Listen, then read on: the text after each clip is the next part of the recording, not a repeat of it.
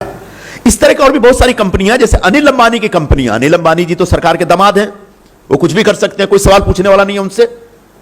उनकी कंपनियों ने 1.25 लाख करोड़ का डिफॉल्ट कर रखा है। नहीं, अनिल अंबानी के अलग, Reliance capital, Reliance power, Reliance infra, सबने मिलके 1.25 लाख करोड़ बैंकों का खा के बैठा हुआ है। वो कल या परसों खबर आई कि वो डायरेक्टर पोस्ट रिजाइन कर रहे। क्यों? ताकि उनके ऊपर कोई कार्रवाई ना हो। तो समय रहते अगर कार्रवाई करेंगे, प्रोमोटर्स को पकड़ेंगे, तो पता चलेगा कि आपका बैंक का पैसा कहां साइफन हुआ, कहां डाइवर्ट हुआ है और कैसे डाइवर्ट किया, कैसे सेल कंपनियों में भेजा जा रहा है पैसा। इसी तरह से और भी जेट एयरवेज का नाम सुना होगा आपने। जेट एयरवेज से आपने सफर भी किया होगा। 15,000 करोड़ बैंक का कर्ज था और यह 1800 या 2200 में बिक रही है कंपनी। किसी ने आज तक नरेश गोयल से पूछा नहीं कि पैसा गया कहां, क्योंकि वो तो बहुत शार्प बिजनेसमैन थे। वो तो टिकट सेल करने वाले एक एजेंट थे और वहां से इतना बड़ा एयरलाइन खड़ा कर लिया और वो एयरलाइन कंपनी बैठ गई और गोयल जी बैठे हुए मुंबई में आसानी से, आराम से। डीएचएफएल 38,000 करोड़ का बैंक लोन डिफॉल्ट किया। इसके प्रोमोटर्स इस समय जेल में। मैं आभारी हूं, लेकिन किसी दूसरे केस में गए हैं जेल में। हां, आगे जाकर के और कार्रवाई होनी। एचडीआईएल इनके चाचा की कंपनी है, वो भी डिफॉल्ट कर गई है। तो जब भी इस तरह के केसेस आते हैं, पर्टिकुलर याद करिए एबीजी शिपयार्ड के समय, तब सरकार और खासकर ऑनरेबल फाइनेंस मिनिस्टर क्या कहती हैं कि लोन तो यूपीए के जमाने में दिया गया था और ये कह के सरकार बच के निकल जाती है। हां, बिल्कुल, लोन हमारे जमाने में दिया गया था। लोन देना, लोन लेना कोई गलती नहीं है, कोई गुनाह नहीं है। यह बैंकों का काम, यह सदियों से यह परंपरा चली आ रही है। यह बिजनेस का एक तरीका है और आगे भी चलता रहेगा। लेकिन लोन लेने के बाद डिफॉल्ट करना, विलफुल डिफॉल्ट करना और जानबूझकर फंड डाइवर्ट करना, यह गुनाह है। और यह पिछले 5-6 वर्षों में खूब हुआ है, बल्कि उससे पहले भी हुआ होगा। और इसकी जांच, इसकी छानबीन नहीं हो रही है। और इस लूट में IBC, insolvency and bankruptcy code के तहत जो एक पूरा एक नया तंत्र बना है, यह पूरा तंत्र शामिल है। क्या इस सिस्टम को सरकार का प्रोटेक्शन प्राप्त है या सरकार भी इसमें शामिल है? इस सवाल का जवाब आगे जाकर ढूंढना चाहिए। एमटेक ग्रुप ऑफ कंपनीज का जो सैंपल केस, इसे साबित करने के लिए हम आपके सामने पेश कर रहे हैं। अब एमटेक ग्रुप का केस हम आपके सामने रखें। समझ में आ रहा है जो बोल रहा हूं? थोड़ा टेक्निकल ज्यादा है, लेकिन मैंने जानबूझ के बहुत सिंप्लीफाई करने की कोशिश कर रहा हूं। सॉरी। तो आईबीसी के तहत जो इंसॉल्वेंसी बैंक्रप्सी कोड, जो कायदा बना 2016 में मोदी सरकार ने बनाया, उसके तहत जो बैंक्रप्ट कंपनियां, उनको रिवाइव करने, उनको सेल करने का एक सिस्टम तैयार किया। उसके तहत 3 नई ताकतें तैयार की गई, 3 नए शक्ति केंद्र बने। पहला शक्ति केंद्र था एनसीएलटी, है नेशनल कंपनी लॉ ट्रिब्यूनल। जैसे कोई प्रोमोटर बोलता है मैं कंपनी नहीं चला पा रहा हूं, एनसीएलटी में जाता अपना एप्लीकेशन लेके, यानी कंपनी लिक्विडेशन में चली गई। अब एनसीएलटी इतना पावरफुल हो गया है, एनसीएलटी में इतना करप्शन हो रहा है, एनसीएलटी के दलाल दिल्ली से लेकर मुंबई, मुंबई से लेकर चंडीगढ़ तक इतने बड़े पैमाने पे घूम रहे हैं। क्यों जी, आपका कंपनी बचाना है जी, आपको सस्ते में दिलाना, हम करके देते। एक शक्ति केंद्र भ्रष्टाचार का।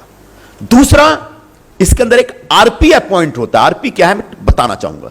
इसको बोलते हैं रिजोल्यूशन प्रोफेशनल। जैसे ही कंपनी लिक्विडेशन में जाती है, एनसीएलटी एक किसी ऑडिटर को या चार्टर्ड अकाउंटेंट को या ऑडिट फर्म को अपॉइंट करती है रिजोल्यूशन प्रोफेशनल। मतलब इस कंपनी का पूरा लिक्विडेशन का वैल्यूएशन तय करने की जिम्मेदारी आपकी है। वो कंपनी लिक्विडेशन वो कंपनी उस लिक्विडेशन का वैल्यूएशन तय करती है, लिक्विडेशन वाली कंपनी का वैल्यूएशन तय करती है। अब ये आरपी एक नया शक्ति केंद्र है। जैसे लिक्विडेशन है, पूरी company is taken over by RP. He is the owner of the company. पूरा ट्रांजैक्शन वो देखेगा। उस कंपनी को किस भाव पे बेचना है, कितना हेयर कट देना है, वो आरपी तय करता है। वो एक इंसान है, वो एक ऑडिटर है, वो एक चार्टर्ड अकाउंटेंट। तीसरा शक्ति केंद्र जो ज्यादा खतरनाक है, वो है सीओसी। सीओसी यानी कमिटी ऑफ क्रेडिटर्स। इसमें बैंकों, जिन बैंकों का कर्जा डूबा, उन बैंकों के रिप्रेजेंटेटिव सीओसी में बैठते हैं। तो आरपी एक प्लान बनाता है, रिजोल्यूशन प्लान बनाता है और सीओसी में देता है, और सीओसी जब तक उसको ओके नहीं बोलेगा तब तक वो प्रपोजल एनसीएलटी में नहीं जाएगा। जब एनसीएलटी में जाएगा, एनसीएलटी ने ठप्पा मार दिया, कंपनी बिक गई। अब सीओसी तय करता है कितना हेयर कट देना है, यानी कितना कर्जा छोड़ना है। अब मैं मान लीजिए बैंक हूं, मैंने कर्ज दिया है, तो मैं अपना कर्ज ज्यादा से ज्यादा वसूलने की कोशिश करूंगा, लेकिन आरपी एक प्लान लेके आता है और सीओसी यानी बैंकों के रिप्रेजेंटेटिव जो कमेटी में बैठे हुए हैं, वो बगैर किसी उसके क्राइटेरिया के जो मन में आता है, जिसको जो अप्रोच हो, जिसका जो प्रेशर हो, उस हिसाब से कर्ज को माफ कर दिया जा रहा है। तो ये 3 शक्ति केंद्र आईबीसी रूट के तहत काम कर रहे हैं, और इन 3 शक्ति केंद्रों ने कैसे एमटेक को लूटा या एमटेक के प्रमोटर्स को कैसे बचाया, संभाला, अब यहां पे मैं आ रहा हूं, बस थोड़ा और टाइम लूंगा। एमटेक ग्रुप ऑफ कंपनीज की टोटल बोरोविंग्स है 25,000 करोड़।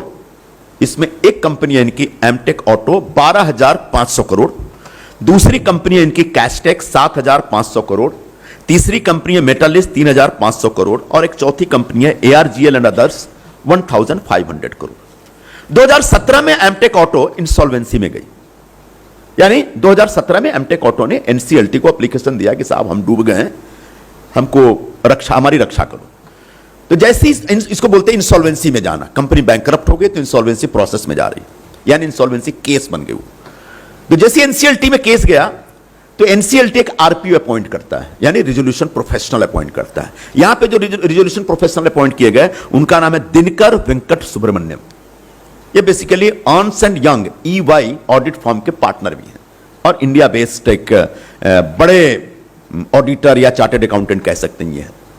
तो इनको सबसे पहले एमटेक ऑटो के 12,500 करोड़ के डिफॉल्ट का पूरा केस इनको हैंडओवर किया जाता है कि इसको आप सॉल्व करिए, इसका रिजोल्यूशन प्लान दीजिए।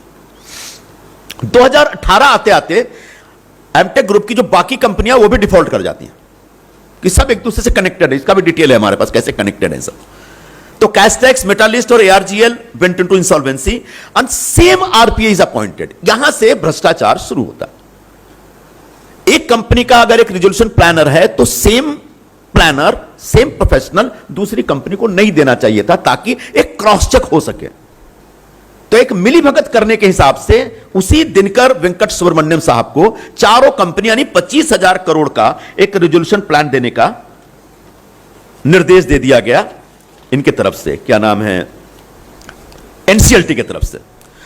लिक्विडेशन के समय एमटेक ऑटो का टोटल एसेट 15,000 करोड़ था, इसमें से फिक्स्ड एसेट 9,700 करोड़ का था। फिक्स्ड एसेट जिसको कहते हैं फिजिकल प्रेजेंस था जिस एसेट का, वो 9,700 करोड़ था।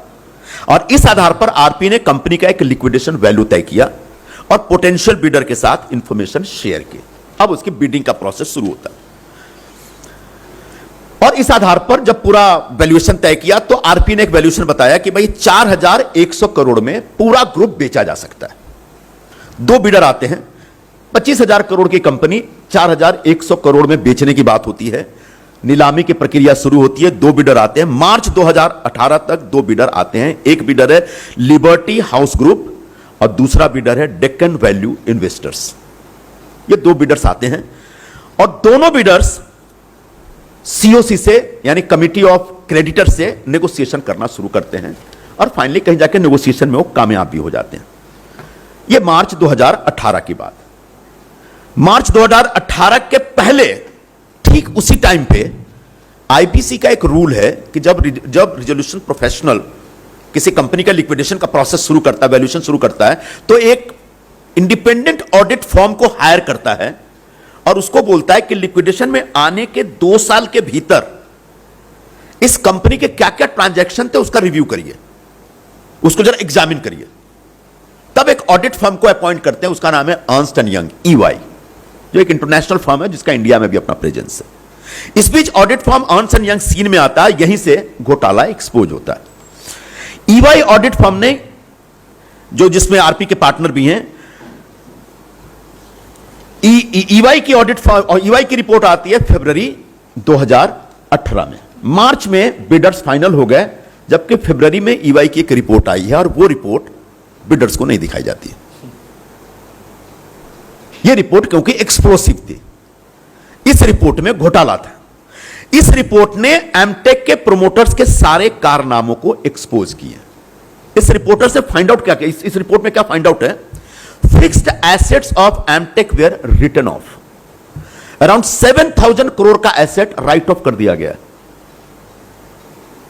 मतलब एक मान लीजिए 500 करोड़ की उनकी एक फैक्ट्री है, तो वो फैक्ट्री किसी सेल कंपनी के नाम पे कर दिया गया, बोला उस बुक में दिखाएगी एक फैक्ट्री हमारे पास नहीं है।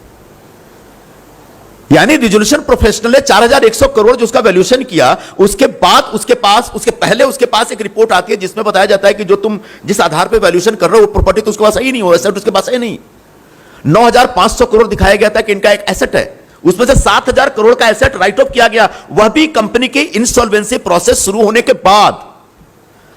मैंने पहले आपको बताया जब इंसॉल्वेंसी शुरू हो जाती है तो रिजोल्यूशन प्रोफेशनल के पास पूरी कंपनी हाथ में आ जाती है, फिर प्रोमोटर्स के पास कुछ कहने को नहीं रहता। लेकिन तब भी जब एक बार लिक्विडेशन शुरू हो जाता है, कंपनी के सारे एक मेजर 70% से ज्यादा एसेट सेल ऑफ किया जाता है इलीगल तरीके से, सेल कंपनियों के जरिए, सेल कंपनियों के नाम, और आरपी चुप रहता है, तमाशा देखता रहता है। सीओसी की तरफ से कोई रिएक्शन नहीं होता।